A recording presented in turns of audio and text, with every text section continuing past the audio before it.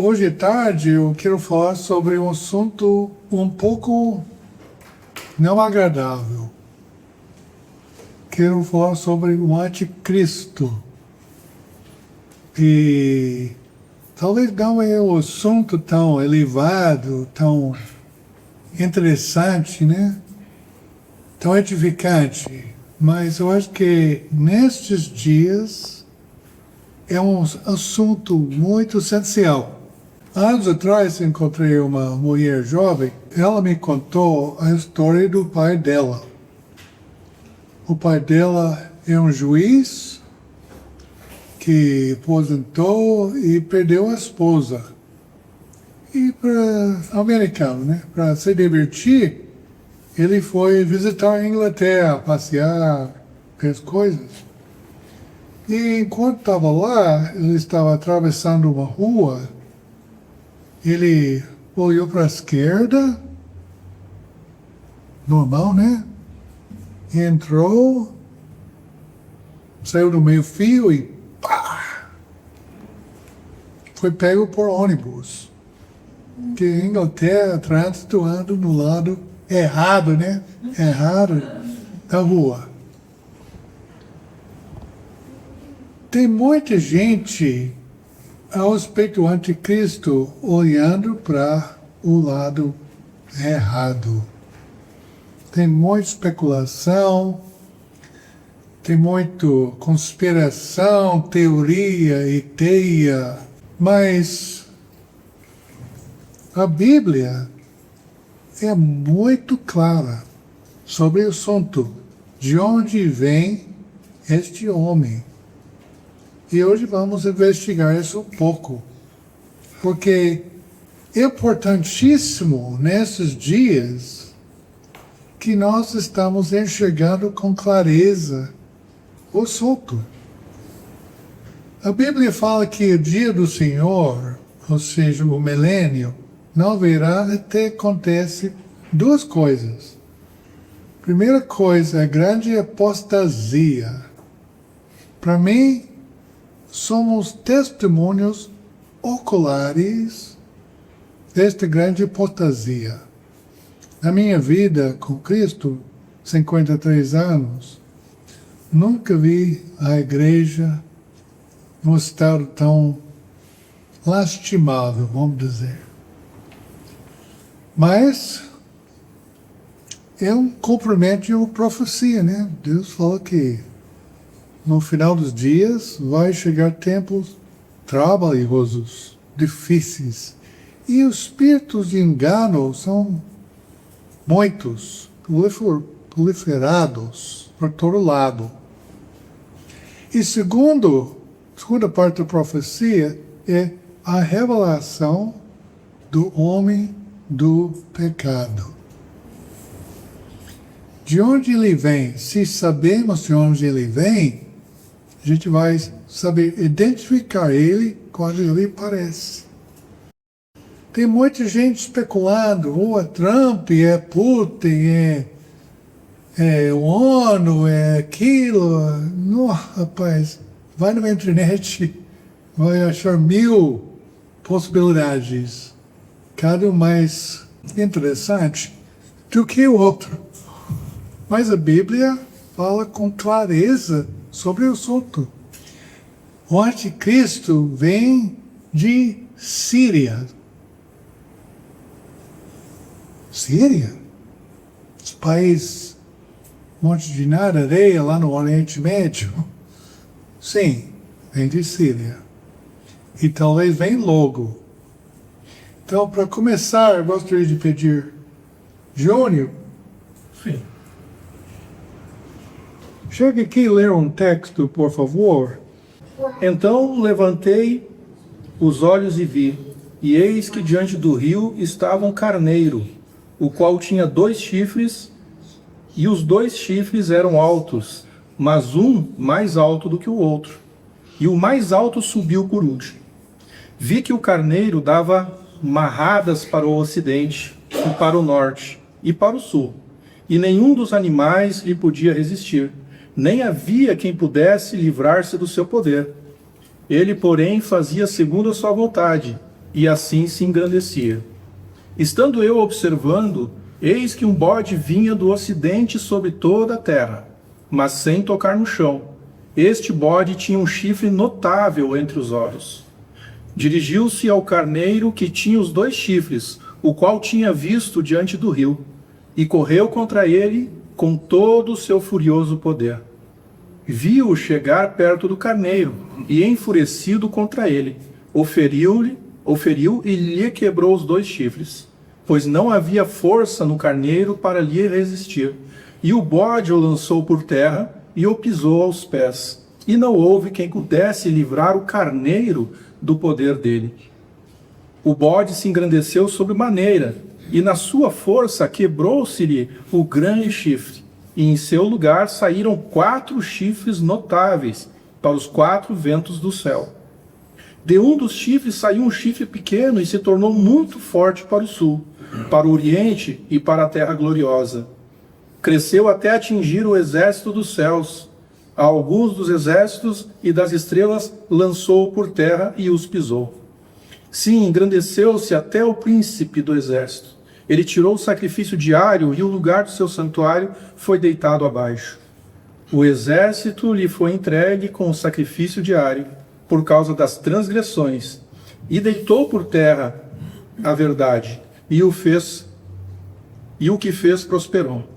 Depois ouvi um santo que falava, e disse outro santo àquele que falava: até quando durará a visão do sacrifício diário e da transgressão assoladora? Visão na qual é entregue o santuário e o exército, a fim de serem pisados? Ele me disse: até 2.300 tardes e manhãs, e o santuário será purificado. Havendo eu, Daniel, tido a visão, procurei entendê-la, e eis que se me apresentou diante como uma aparência de homem. E ouvi uma voz de homem de entre as margens do Ulai, a qual gritou e disse: Gabriel, dá-me a entender a este a visão. Veio, pois, para perto de onde eu estava. Ao chegar ele, fiquei amedrontado, e prostrei-me com o rosto em terra. Mas ele me disse: entende, filho do homem, pois esta visão se refere ao tempo do fim. Falava ele comigo quando caí sem sentidos, rosto em terra. Ele, porém, me tocou e me pôs em pé no lugar onde eu me achava. E disse: eis que te farei saber o que há de acontecer no último tempo da ira, porque esta visão se refere ao tempo determinado do fim. Aquele carneiro com 2 chifres que viste são os reis da Média e da Pérsia, mas o bode peludo é o rei da Grécia. O chifre grande entre os olhos é o primeiro rei. O ter sido quebrado, levantou-se 4 em lugar dele. Significa que 4 reinos se levantarão deste povo, mas não com força igual ao que ele tinha. Amém.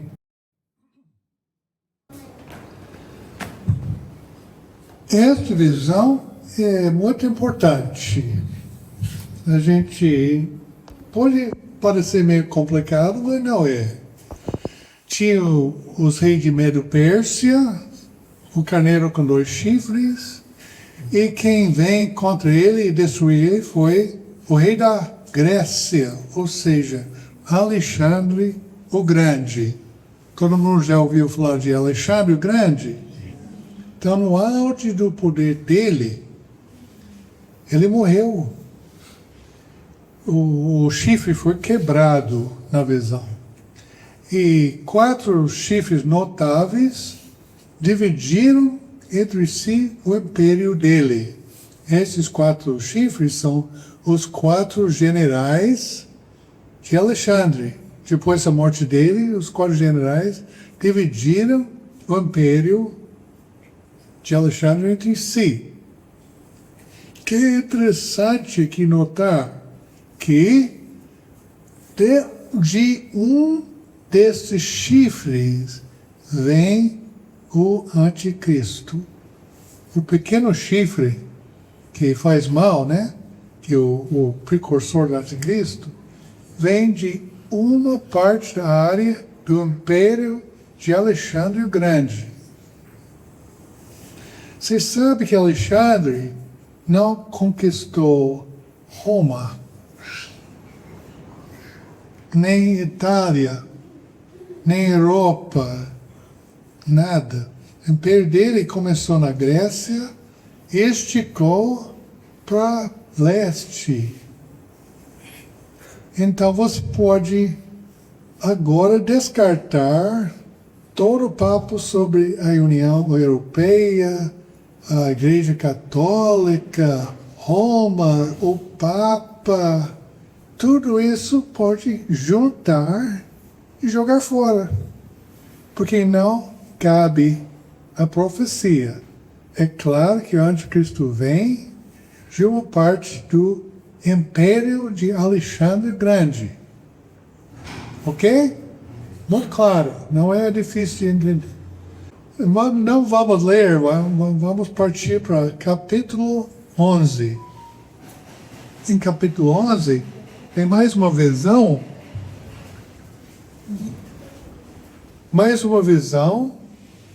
É uma visão um pouco enfadonha.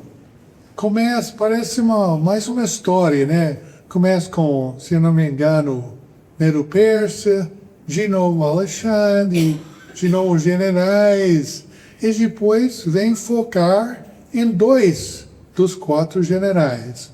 O rei do norte, que foi general Selúcio, o rei do sul, que foi Ptolomeu.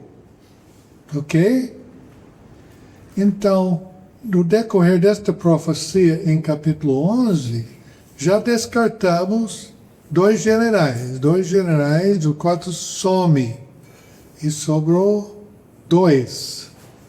O rei do norte, Selúcio, que reinou no Oriente Médio, e o rei do sul, que reinou em Egito, Ptolomeu. Então, faz sentido porque Egito fica no sul de Israel e Síria, o Oriente Médio, fica para norte. Então, rei do norte, rei do sul, faz muito sentido. Veja bem, esta profecia é tão importante que um anjo caído, o príncipe de Pérsia, lutou 21 dias para impedir a entrega desta profecia. Eu nunca vi até recentemente, em 53 anos, alguém pregou sobre capítulo 11 do Daniel. Mas é crítico, importantíssimo, porque lá é uma informação que o mundo espiritual maligno não quer que saibamos. Tem uma luta para impedir o povo de Deus entender o que Deus quer revelar. É uma batalha que está acontecendo para cegar os olhos do povo de Deus, para que nós pisamos na rua olhando na direção errada. O Satanás não queria que Daniel recebesse esta revelação. Impediu 3 semanas. O capítulo anterior, capítulo 10, detalhadamente fala a respeito desta luta, batalha, impedimento de não chegar esta revelação. Então, em capítulo 11, começando com Medo-Pérsia, Alexandre, rei do norte e do sul, veio uma série de acontecimentos que agora são históricos. Lutas, batalhas, intrigas, casamentos, tratos, entendeu? Até chegar numa figura chamada Antíoco Epifânio. E ele virou contra os judeus.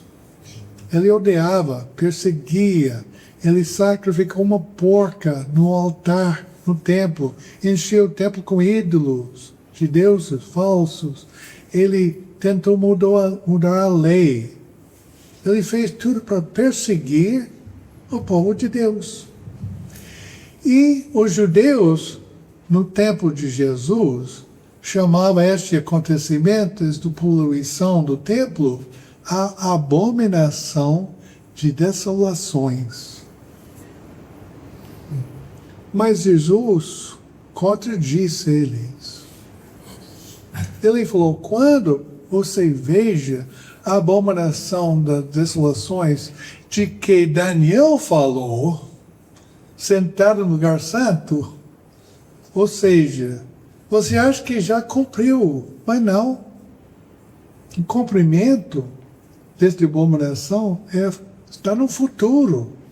Não é que você pensa que é, mas foi uma figura, vamos dizer, precursor do anticristo. Então é interessante que, no meio do texto falando sobre Antíoco Epifânio, há uma mudança que acontece. De repente, a Bíblia não fala mais sobre ele, mas sobre o homem futuro, sobre o anticristo mesmo. Então, a gente pode entender com clareza que Deus está funilando nossa visão de Medo-Pérsia, Alexandre, até basicamente Síria. O anticristo vai vir da Síria. O pequeno chifre. Então a gente pensa, puxa, como pode um cara da Síria fazer um governo mundial? Não vai. O cristianismo tem esta lenda que vai acontecer um governo mundial. Mas a Bíblia nunca disse que vai ter um governo mundial. É uma invenção humana. A Bíblia fala que o anticristo vai ter poder sobre toda a nação, tal língua, o povo, mas não fala que ele vai governar. Ele simplesmente vai ter poder pressionar os governos desses países fazer o que ele quer. Ele não vai governar o mundo. Ele vai tomar posse de 10 nações apenas. Eu já vi tanta especulação.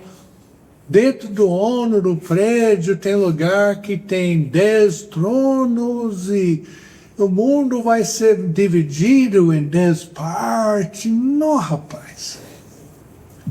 Tanta coisa assim. Mas é simples. Ele vai juntar 10 nações daquela região dele. E assim vai ter posse de boa parte do petróleo do mundo, entre outras coisas. Esse pequeno chifre, interessante, a Bíblia chama ele de pequeno chifre. De todos os chifres bíblicos, ele é o mais insignificante. Um chifrezinho. Olha, Alexandre tem um chifre grande. Os 4 generais foram chifres notáveis. Mas o anticristo é o Zé. No início, ele e o Zé, ninguém. O mundo está olhando para alguém popular, importante, poderoso, mas a Bíblia não fala isso. Ele é um pequenininho Zé, no início. Mas ele cresce, né? Ahmed al-Jolani. Eu não posso batizar ele o anticristo. Ainda. Mas se ele toma posse de mais 2 países, eu vou me arrepiar, viu? Porque pode acontecer, tem Líbano, tem vários países daquela região que têm reis e são vulneráveis. Então, agora a gente pode ficar de olho neste cara. Antes de tomar posse de Síria, ele foi com Al-Qaeda, foi com ISIS. Ele tinha um preço de $5 milhões na cabeça dele. E de repente, ele é bonzinho. Tirou o preço da cabeça, ele está lá no ONU, com gravata, terno, palestrando. Ele é terrorista, rapaz. Mas todo mundo dando bem com ele, Trump falando com ele. Não. Quando o anticristo surgir, eu não posso garantir que é ele. Não posso, ainda. Mas está estranho isso aí. O Satanás vai entregar para ele o trono e o poder dele. O Satanás vai investir pesado no anticristo. Porque o ministério da iniquidade já opera e aguarda e solide que seja afastado aquele que agora o detém. Amém. O que há mistério de iniquidade? Não é de fato um mistério, um segredo. Maçonaria, por exemplo, tem seus segredos ocultos. E o segredo é o seguinte: o diabo não é permitido fazer tudo o que ele quer. Deus impede ele. Por exemplo, ele não pode descer e matar 20 milhões de pessoas. Deus não deixa. Talvez ele gostaria, mas não pode. Mas tem um segredo. Se ele consegue dominar um homem, o homem não tem limitação. O homem pode matar 20 milhões. Então ele, há tempo, está procurando um homem. Eu acho que Hitler foi uma tentativa do diabo dominar o homem e conquistar o mundo. E por meio deste homem levantar uma perseguição, uma guerra contra os judeus e cristãos. Ok? Mas tem algo que impede. Não tem? Deus está impedindo isso acontecer. Mas no final dos dias, Deus vai tirar este impedimento e deixar isso acontecer. Agora eu gostaria de falar sobre a grande tribulação. A boa parte dos crentes que eu conheço, acho que a grande tribulação se refere ao tempo em que Deus vai começar a julgar, mandar pragas, mandar dificuldades no mundo. Mas não é isso. A tradução melhor desta palavra é grande perseguição. E não se refere ao que Deus vai fazer. Deus vai derramar julgamento e coisas. E os servos de Deus serão protegidos, selados na testa. Mas o que vai acontecer é grande perseguição que é feito pelo anticristo. Ele vai guerrear contra os santos e vencê-los. Vai guerrear contra os santos. Eu acho que a primeira parte do versículo é que foi dado a ele guerrear contra os santos. Alguém deu licença para ele. Quem foi? Deus. Por que Deus ia deixar o anticristo guerrear e vencer os santos? Vou tentar usar uma ilustração. Minha esposa gosta de ter gente em casa. E ela bota uma carne no forno, tá lá. Mas, às vezes, o tempo de visitar está chegando e a carne não está pronta. Então, o que ela faz? E vai lá e aumenta a chama. Jesus está chegando, mas o povo de Deus é meio cru. Tem muitos despreocupados correndo atrás sucesso, mundo, entretenimento, seguindo sua própria vida. E Deus quer que o povo de Deus seja santos. E nada faz pessoas buscar a face de Deus mais do que uma dose de perseguição. Deus vai usar o anticristo, como hoje ele usa o diabo, para cumprir todos os propósitos dele e preparar o povo dele. E também testar o povo dele. Onde está nossos corações? Onde estamos, irmão? Eu vou falar um pouco sobre arrebatamento. Tem muita opinião, né?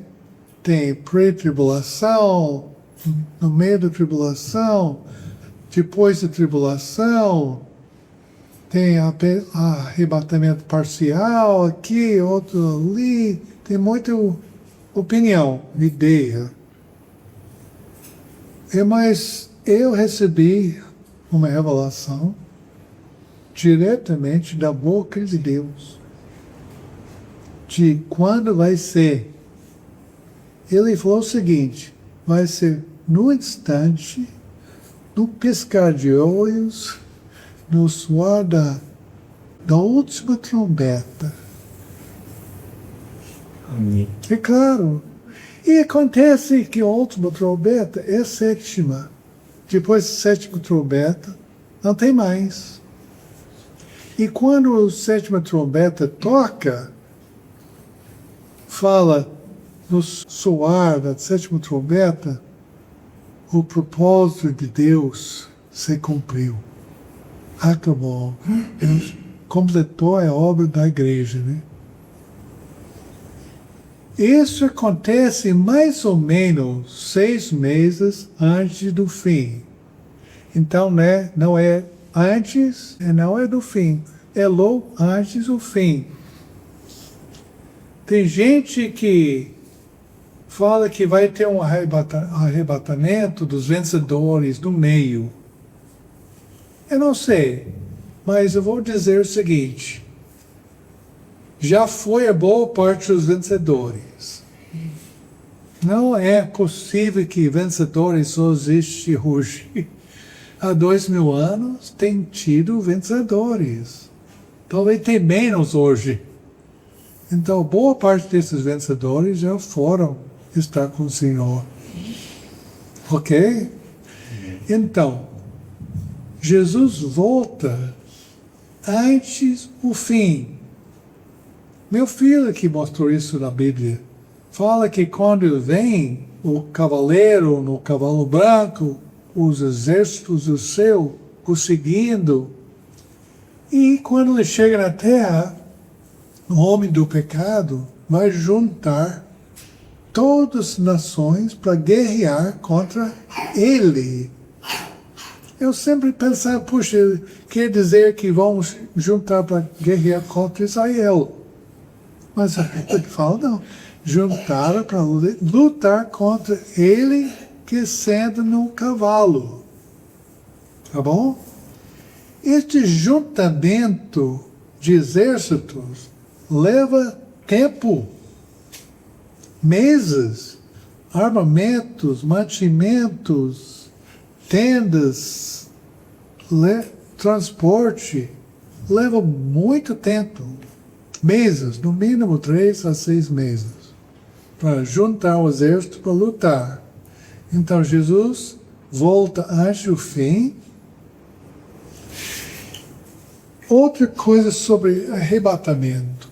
Muita gente acha que Jesus vai aparecer nos céus, nos ares, e a igreja vai levantar e vai para o céu com ele, sentar na mesa e comer uma festa. E depois, 7 anos, 3 anos e meio, vão voltar com ele. Eu acho que não. Esta festa é festa do casamento do Cordeiro.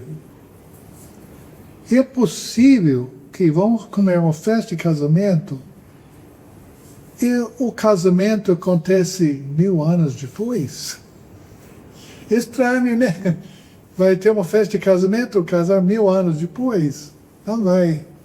Então a festa de casamento acontece ao longo do milênio. Tem várias características do milênio. Reinar com Cristo, alegar com Cristo e festejar com Cristo. Então, a festa do Cordeiro é mais esticado de todo. Tinha um rei no Velho Testamento que tinha uma festa que durou 1 ano. Não foi? O mais no livro de Esther, uma festa grande. Então, a festa de Jesus vai ser 1000 anos, até chega o dia de casamento. Está me acompanhando aqui?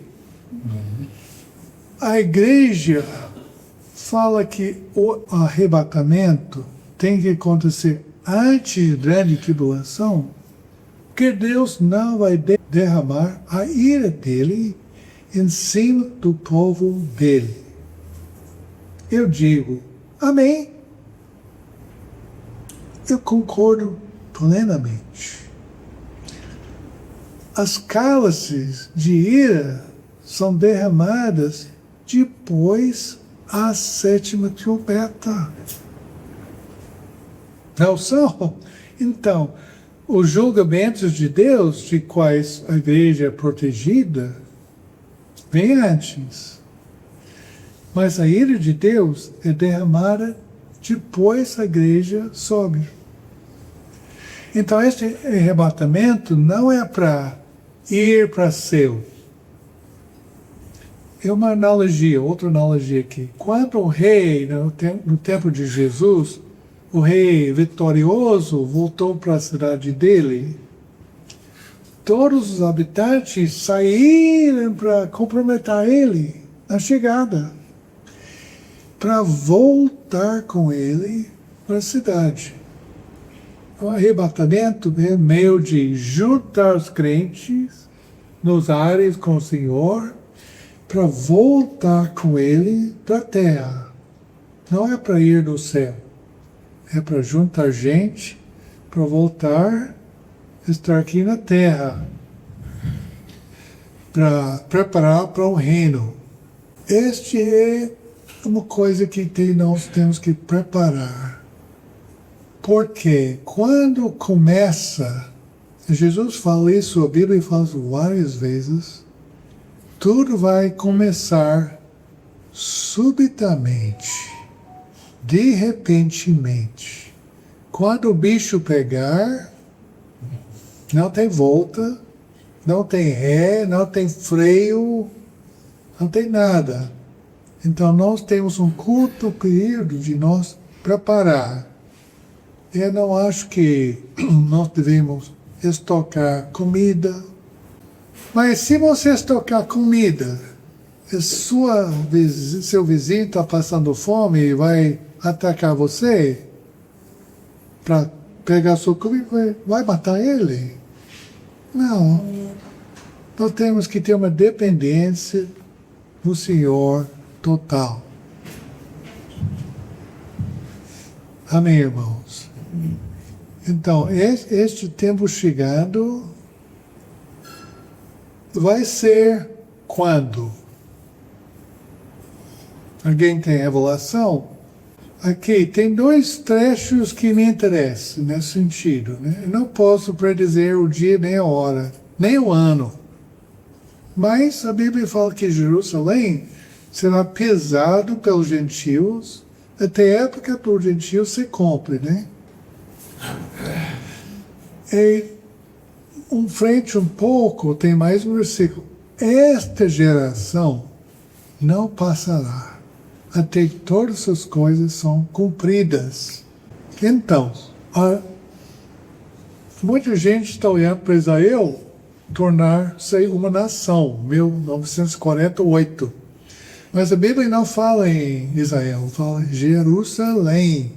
A cidade antiga foi tomada pelos judeus em 1967. E quanto tempo demora para uma geração passar?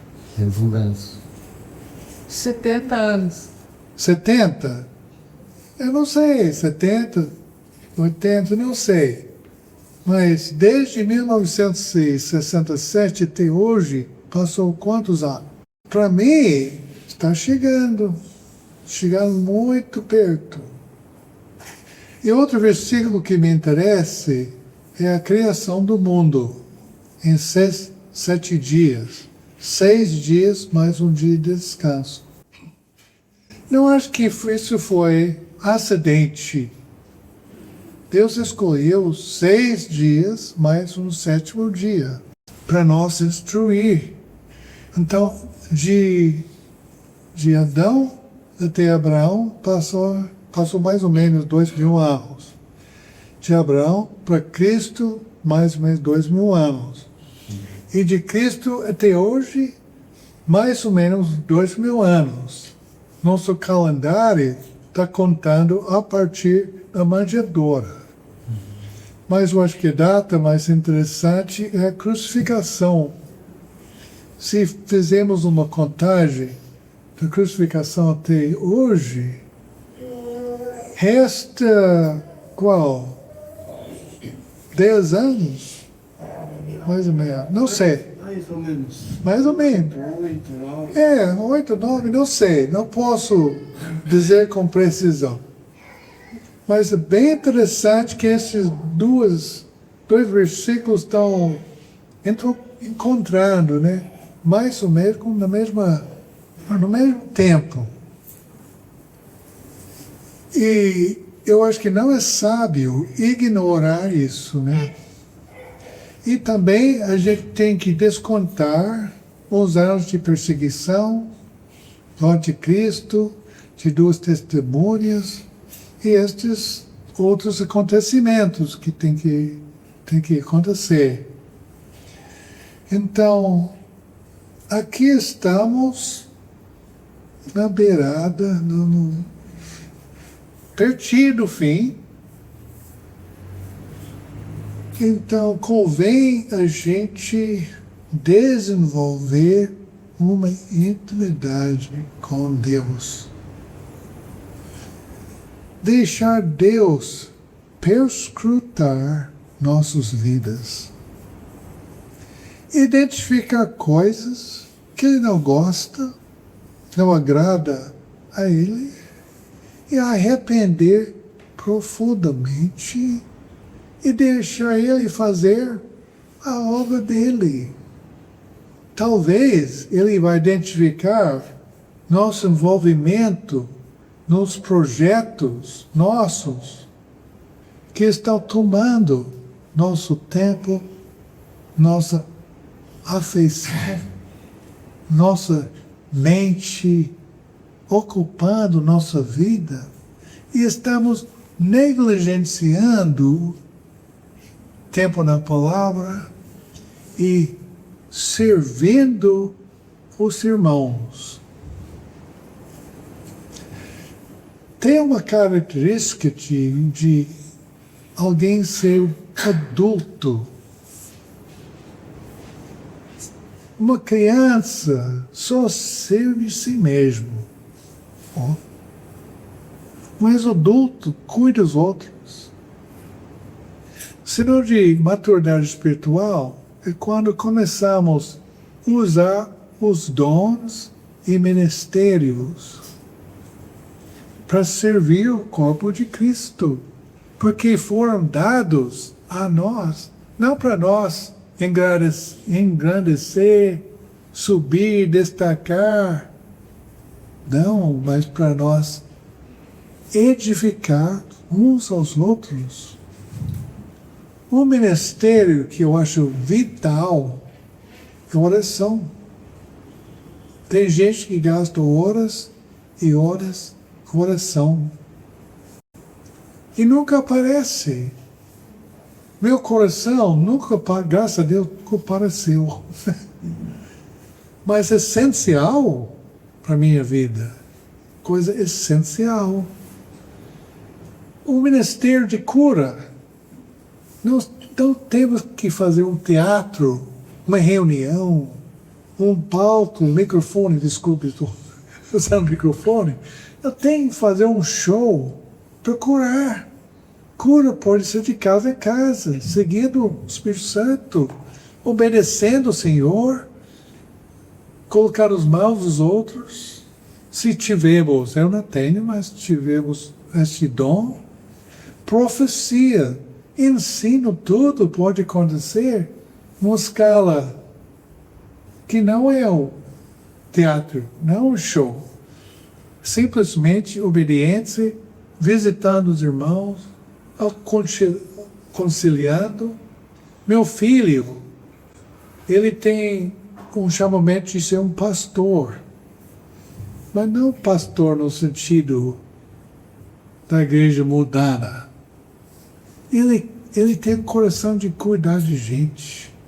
Ele ama a gente, ele ajuda a gente, ele faz tudo o que puder para auxiliar os outros. Ele pratica isso de maneira escondida.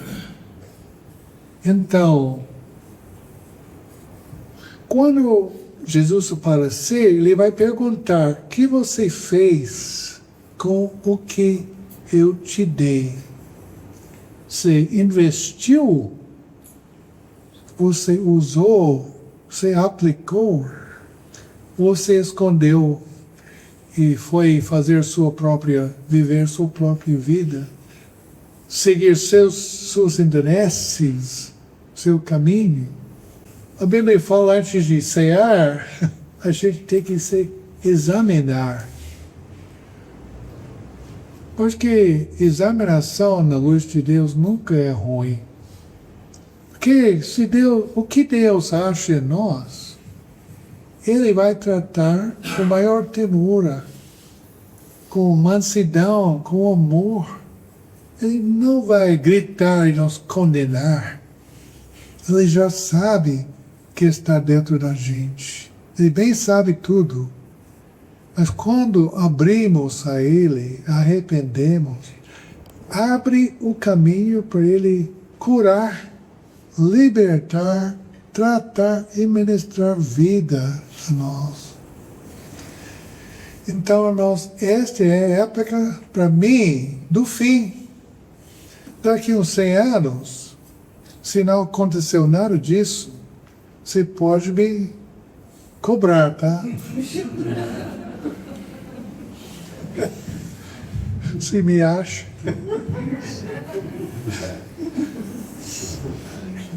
Mas estou querendo animar os irmãos, levantar os olhos, desgrudar do mundo de atividade simplesmente mundana, humana, secular, correndo atrás de dinheiro. Dinheiro é um ídolo. É um ídolo do mundo inteiro. O mundo inteiro tem este ídolo, né? Mas é futilidade, correndo atrás do vento. Mas que você investir no corpo de Cristo, Deus vai te recompensar grandemente e eternamente. Me ajuda a citar o versículo, Júnior. Qual é a nossa alegria, o motivo de regozijar? Não é vocês no aparecimento do Senhor Jesus? Então, quando vejamos uns aos outros, eu creio que vamos perceber nos outros o que Deus usou a gente depositar. Vamos ver os resultados de nosso serviço, nossas ministrações. Vamos poder ver nesta pessoa o que Deus fez eternamente por meio da gente e vai ser um motivo de grande alegria, porque é uma coisa eterna e bonita. Eu quero falar uma coisa que eu falei ontem, vou repetir. O vezes você repete muito. Não preocupar. Glória não é o lugar. Não vamos para a Gloriolândia. É verdade, em Espírito Santo tem um bairro Glória, né? Glória, não vamos para Glória. Vamos ser glorificados. Se você vislumbrar o que é ser glorificado, você vai pagar qualquer preço para obter isso. Estou falando sério. Jesus, quando estava na terra, Joãozinho foi muito íntimo com ele, deitou no peito dele na hora de comer. Conheceu ele bem, por discípulo que Jesus amava. E mais tarde, um pouco, passou uns aninhos, o João encontrou Jesus, glorificado. E puf, caiu no chão. Não aguentou. O brilho emanando, o poder exalado, a características de Deus intensamente revelado naquela pessoa foi tão poderosa que ele caiu. João, maduro, cristão, velho já em Cristo. Os justos brilharão como o sol no reino do meu Pai. Todos vão ser glorificados, mas nem todos serão iguais. Na questão de iluminação, lâmpadas, tem lâmpada de 3 watts, 5 watts, 100 watts, 1000 watts. Tem lâmpadas que iluminam o estádio de futebol. A glória de Deus é disponível. Quanto você quer? Um pouco? Está satisfeito com pouco? 5 watts? Então, esta glória é um resultado de nosso crescimento espiritual, nossa transformação.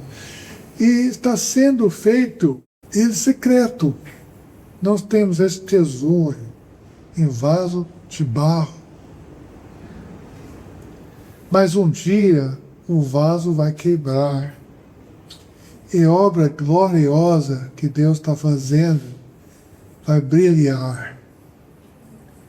E o universo vai ficar com boca aberta,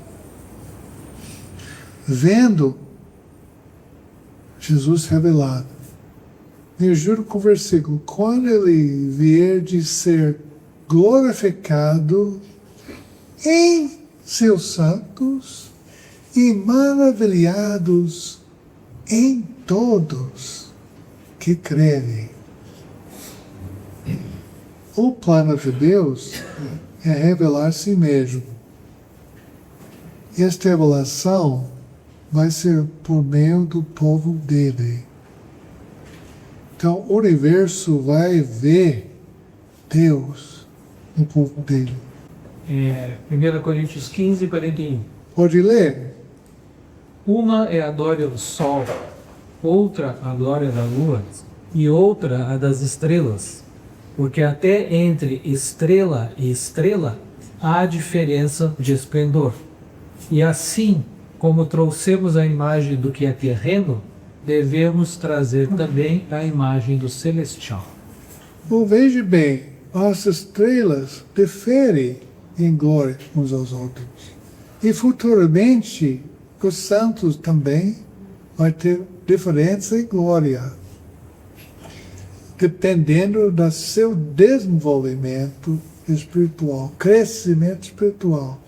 O resultado vai ser glória.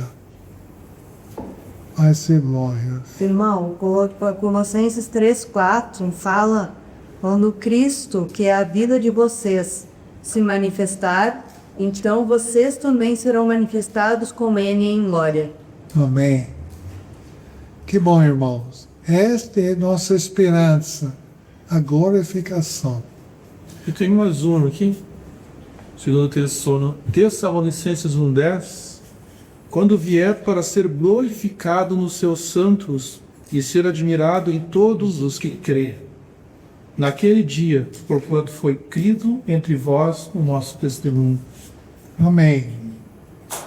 Então, tem muita gente colocando sua esperança em ir para um lugar e obter coisas, por exemplo, uma mansão.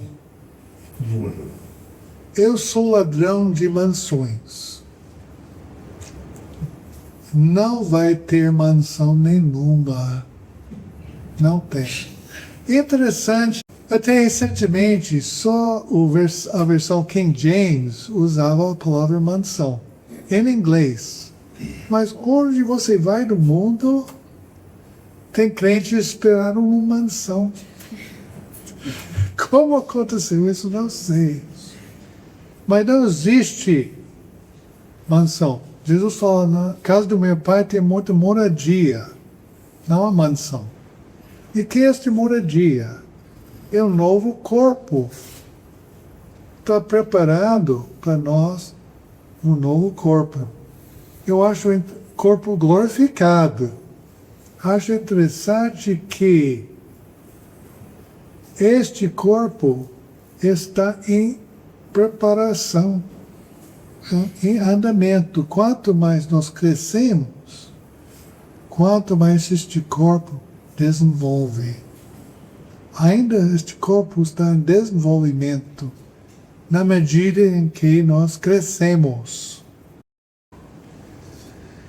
Então, irmãos, estamos aproximando o fim.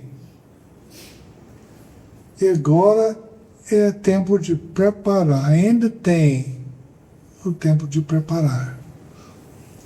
Porque o anticristo vai adquirir, não sei como, poder sobre o mundo. E seguindo a Bíblia, parece que tem um poder financeiro. Ninguém vai poder vender ou comprar sem receber a marca da besta. E pode confiar que esta marca não é um chip, tá? Eu duvido. Para programar individualmente 7, 8 bilhões de chips e fazer programação para rastrear esses 8 bilhões de pessoas, vai levar mais que 7 anos. Pode, o quê? Vou falar o seguinte. O anticristo vai pressionar os governos converter a população deles. O que o anticristo quer? Ele não quer saber nada de educação, aposentadoria, economia. Interessa, ele é só uma coisa: você converter a religião dele, aceitar ele como cara. Só isso. Então ele vai pressionar, eu não sei como, mas o suspeito com armas nucleares, pressionar com os governos do mundo, auxiliar ele em converter a população. Já que ele vai vir da Síria, a gente pode deduzir que ele vai ser muçulmano. E assim vai ter à sua disposição quase 2 bilhões de ajudantes, já espalhados pelo mundo. De fato, isso é a única maneira em que um anticristo pode dominar o mundo. Ele tem que ter seguidores fiéis e fortes. Não tem que ter. Politicamente, é impossível alguém tão popular que o mundo vai seguir ele. Eu te garanto, é impossível. O mundo político é uma bagunça. Militarmente, é impossível conquistar o mundo. Ninguém consegue. Os Estados Unidos, com todo o seu poder, exército, dinheiro, tentou conquistar um pasto de bode, eu acho que chamam de Afeganistão. 20 anos, gente. Bilhões de dólares, exército, mísseis, bala. Acabou em nada. O ONU fica uns anos Haiti, o país mais miserável do mundo. Não conseguiu nada. Pode esquecer isso. Não vai ser uma conquista militar do mundo, nem política. Mas Islã está esperando um Messias. Vocês sabem disso? E se alguém conseguir convencer o mundo muçulmano que ele é o cara, todos são obrigados a obedecer ele. Todos. Obrigado. E de repente, quase 25% do mundo está na palma da mão dele, ajudando ele. Penso nisso, né? E aí vem a marca da besta. O grego tem 2 palavras, traduzir marca. Tem charagma e tem estigma. Estigma é uma tatuagem, uma queimadura, uma marca física, né? E charagma e de onde nós recebemos nossa palavra caráter. Formação de caráter. Então, eu penso, esse meu pensamento só, não tem que aceitar isso. Mas quando você recebe Islã,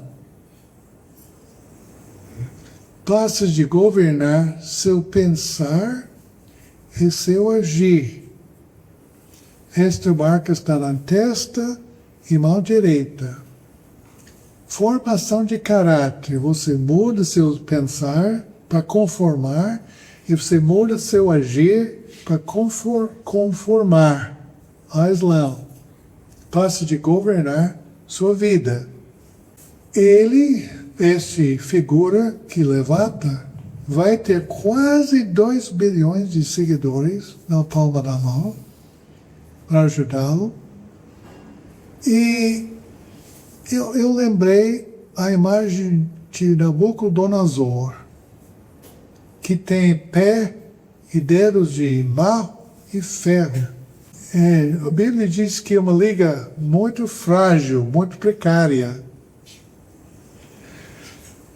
Ele diz que vão juntar uns aos outros, mas não vão grudar.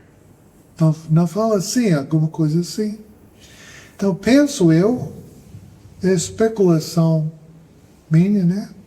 Que este anticristo vai juntar os xiitas e sunis, que são inimigos, mas pela força de caráter e poder e fazer sinais, milagres, então vão convencer todos que ele é o Messias e fazer um juntamento de dois sunis e xias, mas uma liga frágil, precário, né? Muito, não gruda, mas estão juntos para cumprir o querer dele, que é qual? Perseguir os santos. Ele vai ter uma matança de todo tamanho.